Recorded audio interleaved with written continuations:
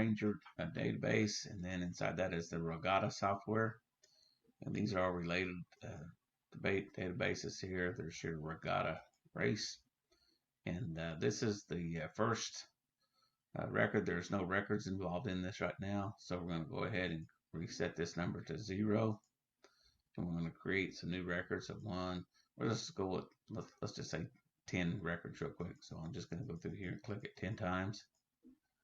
And there they are there. And this is a little Rolodex that takes you through your records. And this information to be set up first is if you're going to do any of these things, like provide a camping or a meal fee, and the race is like $10 per boat, rib amount if you're going to serve a dinner, then this might fit this. If it doesn't fit this, then just turn this off, and this will do just the racing part. And basically it's a flat, just a, you can print off 2 of these per sheet, then cut them, and then hand this out with a large number with the boat number, and then they can fill this out, and that works out real well. Let's go back here to this. Okay, so you've got that sheet filled out, and we don't have any values defined, so let's go ahead and set this up.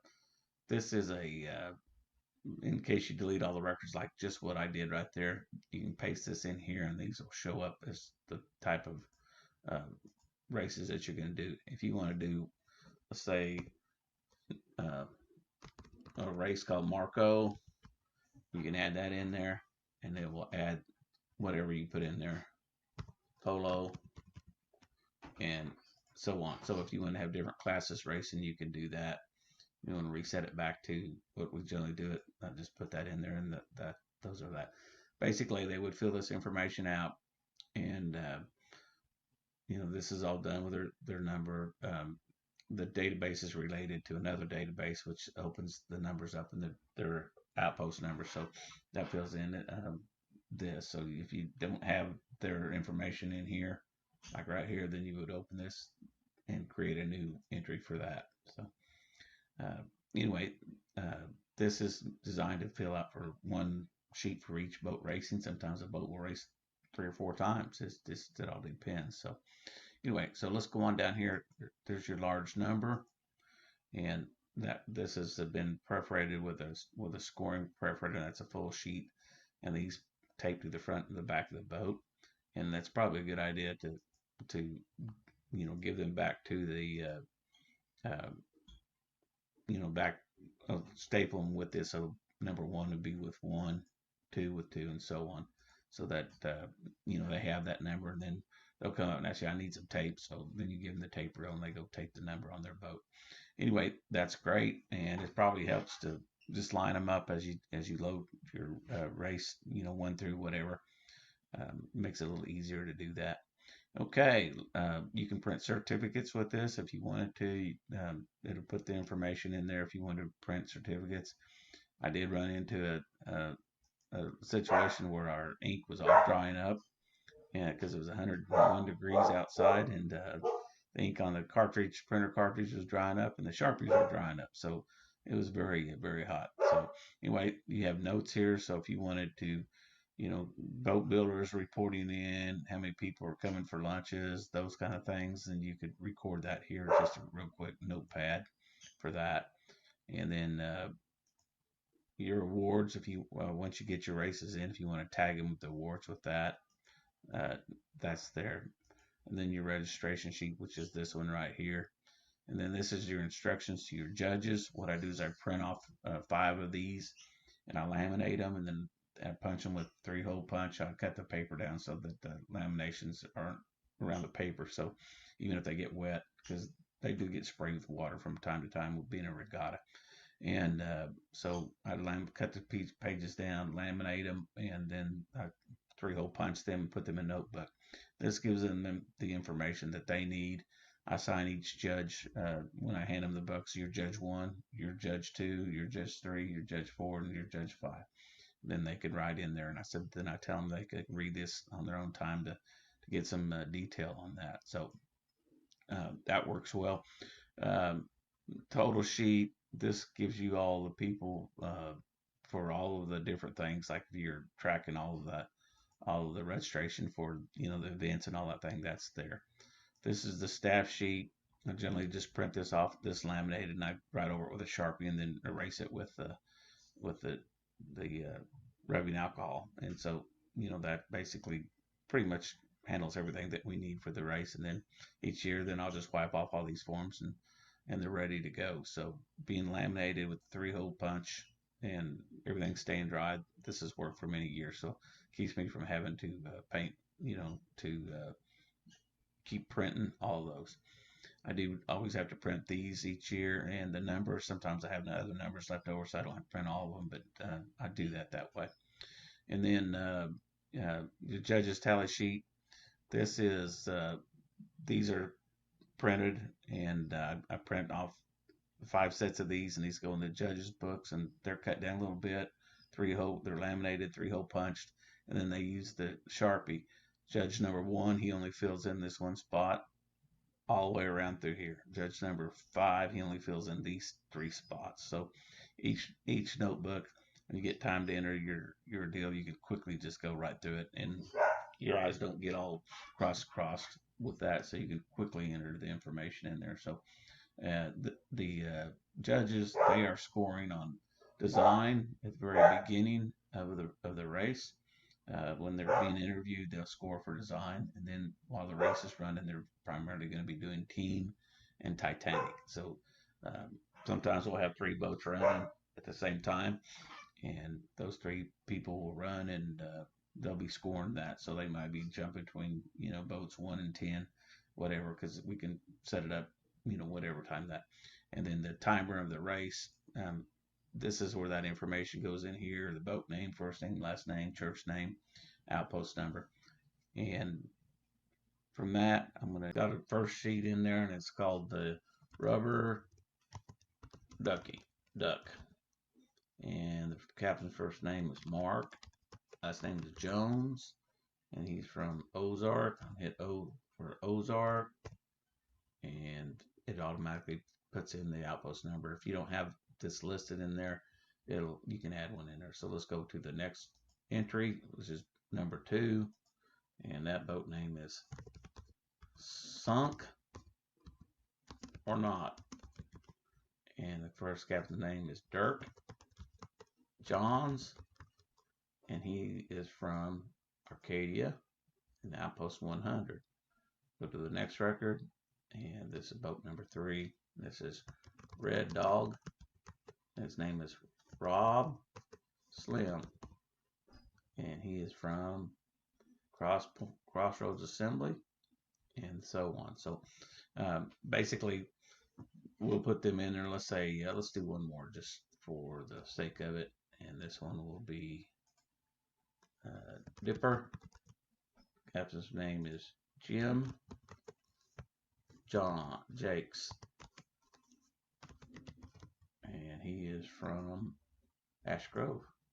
Okay, so and then they would, you know, these would be blank, and they would fill that out, and then they would, let's say this guy's going to be that group, that guy's going to be that group, this guy's going to be an RKDK, and so on. So you got all those racing right in there. So we've got 4 boats entered. Let's just go ahead and go on down here to the tally sheet. This is where the race is being run, and what this does is let's say you put your heats in there, and let's say we're going to run this guy here first, and we're going to put A's in there. These will be the second heat, and so on.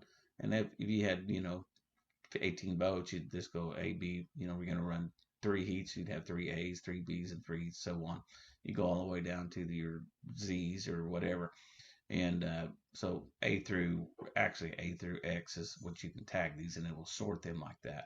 Then when you get ready to race, and let's say you have all these created, all these records right here, and you don't need them anymore. And so you can go records, delete record, and we can hit Control E for that and say yes or D. Control E, delete, Control E and D. Control E and D, Control E and D.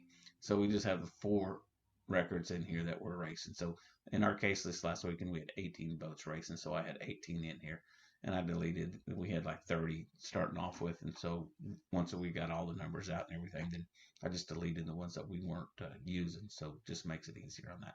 So you have these all sorted. We're going to have 2 heats racing, and that's kind of the set like that. Basically, to line these up, uh, you're going to hit a Y for that, and hit a Y for that, and looks like we're losing our power here on the house. So we did lose our power just now. Anyway, so you have the Y's running, and you come over here to ready. And as you do the ready thing, these are got Y's in here. That means that they're getting ready to race. You click your start button. I'm gonna have all these computers starting up here. It puts a time in there, and green indicates that they're racing. So as they're going right off the bat, let's say they've been running for a little bit, and it puts the current time in the box. And then when they come in to race, and you click stop and stop, and that gives you your race time and that kind of thing. In the meantime, these 3 columns here, the judges have that information, and you'll get that in at the end of it. So let's go for the next heat, and these put a Z in there for these 2 that were racing, and this next heat we're going to put a Y in there for racing, and so we've got 2 boats racing, and we'll hit ready. It's going to line them up with the 2 boats that are racing, and we'll click our start. Now automatically get set go. The green light's running. They're going along. They're fine. Everything's going good. But what happened here is we sunk. This boat right here sunk.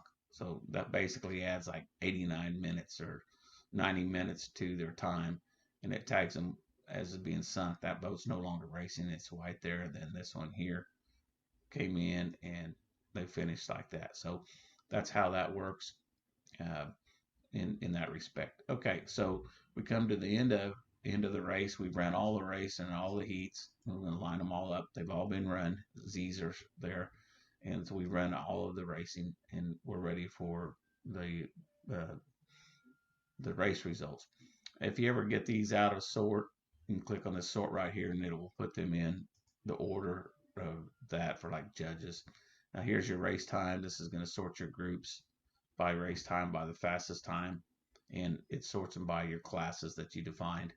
So these are your 2 fastest speeds in the AR, and this is your 2 fastest speeds in the RKDR. So if you're just grouping all of them and they're all racing against each other, sometimes you'll have to pick out your best time, between the 2 or 3. And then on your design, after you get ready and you're at the judge's tally sheet, you've done racing, you take your notebooks around, and you'll take this, and you'll start entering your numbers in there. And let's say design was 5, and this one was 7, and they did sync, so let's give them a 9. And this judge, he would do the same thing. Let's say he thought that was a 4, and the teamwork was a 8, and it didn't sync, so we put a 0 on there. And then like this one here, it's sunk on this boat, so we're going to give him let's give him a 10, because they did such a good job sinking. Design was maybe a 5, and the team effort, they were violent, so he gave him a 9. And then so on with this one here. So this boat right here, let's give him a 3, maybe not so much effort in it, and there's no score here for that because it didn't sync.